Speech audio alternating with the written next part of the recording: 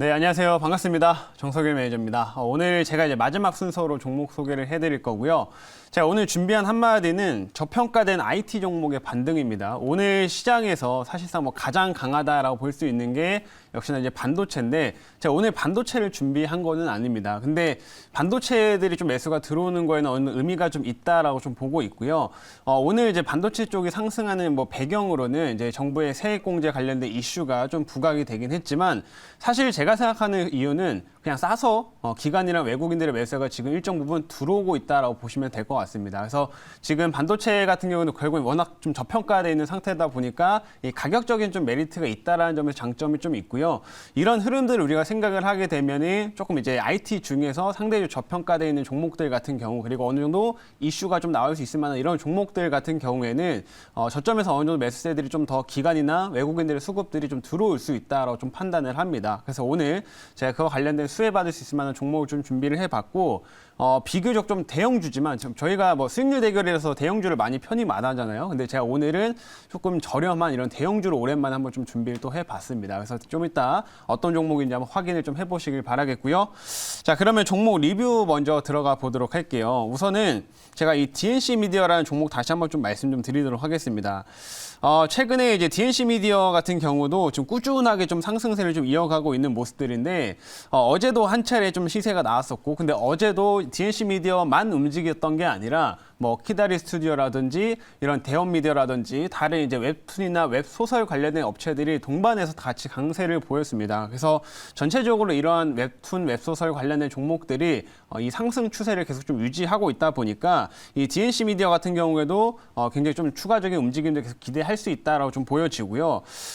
어제 좀 강한 상승세, 이틀가량 강한 상승세가 나왔음에도 불구하고 오늘 좀 음봉이 떨어지는 부분들이 굉장히 좀 제한적이에요. 그래서 약간의 눌림 이후에 좀 단기적인 좀 눌림 이후에 추가 상승을 좀 더 기대할 수 있다라고 좀 보고 있기 때문에 이 부분 참고를 좀 해보시면 좋겠고요.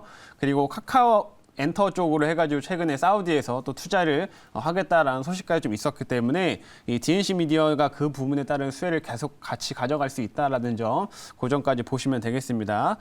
자, 그리고 두 번째로는 캐리소프트 좀 볼게요. 캐리소프트는 어제 이제 편입했던 종목인데 이 종목도 마찬가지입니다. 지금 웹툰, 웹소설 이런 관련된 종목들 다 같이 움직이고 이 컨텐츠 쪽에 순환하는 흐름 나오는데, 캐리소프트 같은 경우는 이제 어린이 컨텐츠로 제가 말씀해드렸었죠. 그래서 최근에 어린이 컨텐츠 관련된 종목들, SAMG 엔터라든지 이런 종목도 순환을 좀 하고 있기 때문에 이 캐리소프트도 추가 움직임을 더 기대를 하자라고 어제 편입을 했었고, 역시나 오늘 시장에서 지금 비교적 양호한 흐름들을 계속 유지하고 있는 상태입니다. 그래서 이 큰 양봉 이후에 지금 안정적으로 좀 소화를 좀 하고 있고, 제가 어제 말씀드렸던 것처럼 여기 상한가를 기록했던 이 구간대 위에서 계속 좀 움직임이 나오고 있기 때문에 위에서 움직임이 나오고 있기 때문에 아마 캐리소프트는 추가적인 시세 충분히 더 나올 수 있다고 좀 판단이 됩니다. 그래서 요 점 참고를 해보시면 좋을 것 같아요. 그래서 마지막으로 또 추가로 하나, 조일 알루미늄도 일단 오랜만에 말씀 좀 드릴게요. 요게 지금 편입하고 조금 밀렸던 상황인데, 지금 알루미늄 관련된 종목들은 전 역시나 아직도 긍정적으로 보고 있습니다. 제가 편입했던 시점에는 제 달러 좀 약세가 나오면서 이런 원자재들의 상승 모멘텀을 좀 바라봤던 상태였는데, 일단 시장이 좀 안 좋다 보니까 한 차례 좀 밀렸던 구간이고요. 근데 지금 이 상승분을 지금 다 반납을 했기 때문에 결국은 지금 다시 한번 바닥권에서 매수가 좀 들어올 수 있을 만한 흐름으로 좀 판단을 하고 있습니다. 그리고 최근에 사마 알루미늄은 굉장히 좀 잘 갔는데, 이 사마 알루미늄하고 이제 그 구조를 보게 되면은 조일 알루미늄이 또 사마 알루미늄한테 이런 그 원자재를 또 아변을 공급을 하기 때문에 이 사마 알루미늄이 올라가고 또 호재성 재료들이 나오면 조일 알루미늄도 그에 따른 수혜를 같이 받을 수밖에 없다라는 점. 그래서 좀 추가적인 움직임도 더 나올 수 있다라고 보고 있으니까요. 이 부분도 꼭 참고를 해주시면 좋을 것 같습니다.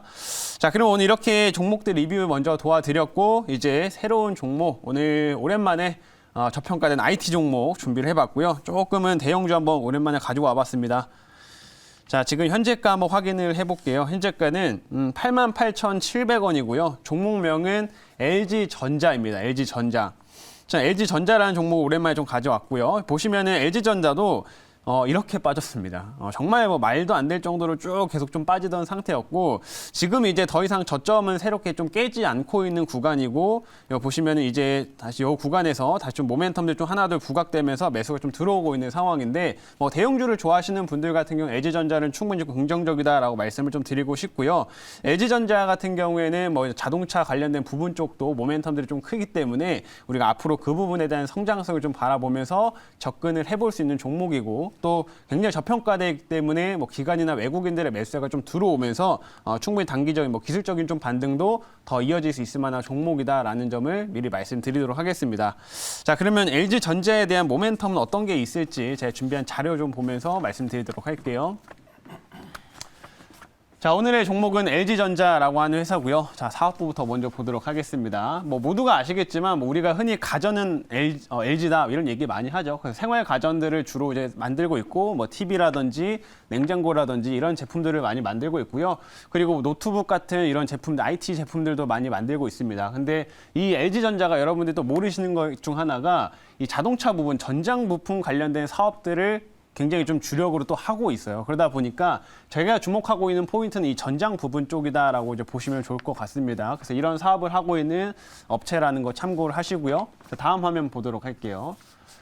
보시면 LG전자의 미래 먹거리 전장 이렇게 나와 있죠. 그래서 지금 실제로 LG전자 쪽에서도 이 앞으로의 먹거리 그리고 좀 힘을 실어주고 있는 지금 사업이 이 전장 사업부라고 이제 보시면 될 것 같습니다. 그래서 보통 연말이나 연초에 이제 대기업들 같은 경우도 임원들의 뭐 인사가 좀 있는데, 이번에 LG 같은 경우에도 특히나 여기 전장 사업부 관련된 임원들이 대거 승진을 좀 했습니다. 그만큼 이쪽에 힘을 실어주고 있다라는 거고요.